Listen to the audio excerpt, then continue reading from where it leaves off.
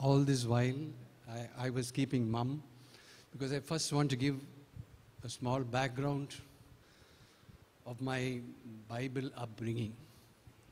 I studied in an Anglican Protestant high school, where Bible scripture was taught from class 1, every day for 1 hour as part of our curriculum. So I grew up in the Protestant Protestant understanding that grace alone is sufficient. But my Catholic teaching, I'm sorry, you'll have to hold the microphone. Hold the mic. Can you hold the microphone? I will stack.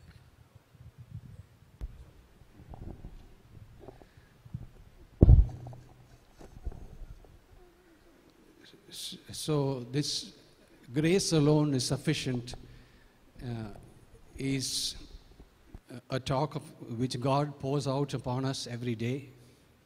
But where is the cooperation of the human being in this grace being poured upon us? That is where the Catholic teaching differs from the Protestant teaching. All the while, the emphasis was on grace and grace and grace alone. But it is now when Father came up and spoke that this aspect, which I believe is very dangerous, that we could be moving totally into a Protestant way of understanding that our cooperation is not necessary and that Christ has done it all and we just sit back is all right. It is with Father's question and clarification. I believe it has become clear to many of us. It was clear to me. And if we want to call it, I'm called as one of the people here speaking in the English section on sin, 10 Commandments. The first 4 I cover. It's been clear to me right from the beginning that it's the love of God alone that can transform us. However, if we do not cooperate with the grace of God, then what Father Augustine began this retreat with, which has always been striking me, having preached to everyone, and if I have not cooperated with His grace, I shouldn't find myself being left out. St. Paul, in his letter to the Romans, speaks of the obedience of faith. So faith moves us into the obedience that flows to us from a deep relationship with Jesus Christ. And it is for this relationship with Jesus Christ, sometimes He permits the weakness, as you rightly pointed out, to remain in us. But it is never that I'm not aware of it and I'm continuing to remain in a state of disgrace, as I would like to call it. That is willfully. If I continue to remain in a state of disgrace willfully, then it would be what Christ said and which Father Augustine spoke of right at the beginning. I do not know you at all. When they said, in your name I did this, I did that. Another thing that strikes me, another aspect, is the Matthew's Gospel chapter 25, where Jesus speaks in parables of the last judgment and the kingdom. He begins with the parable of the virgins, 5 wise, 5 foolish. And the oil signifying the Spirit given to us.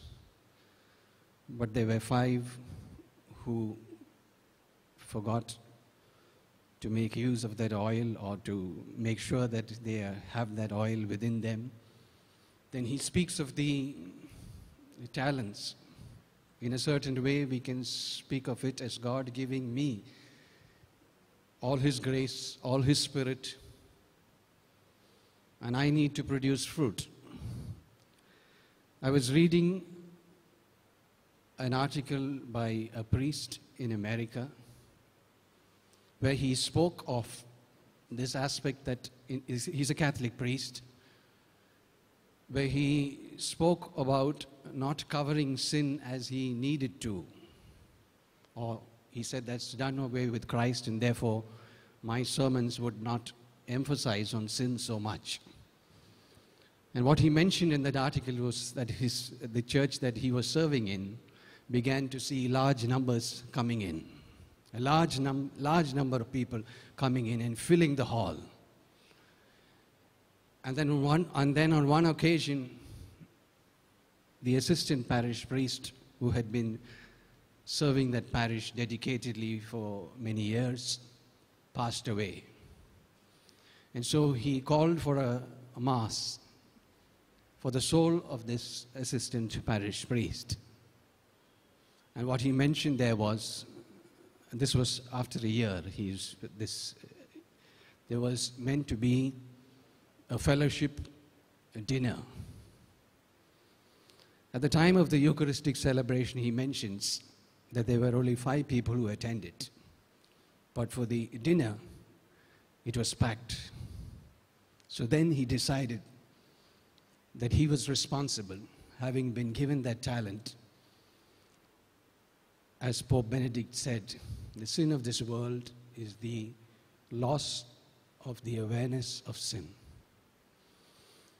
So, as preachers here, I firmly believe, you pointed it out, but that emphasis which I found was not maybe clear to many people, but now brought out very clearly when you mentioned Romans 5:20, and subsequently, immediately after that, Romans 6:1.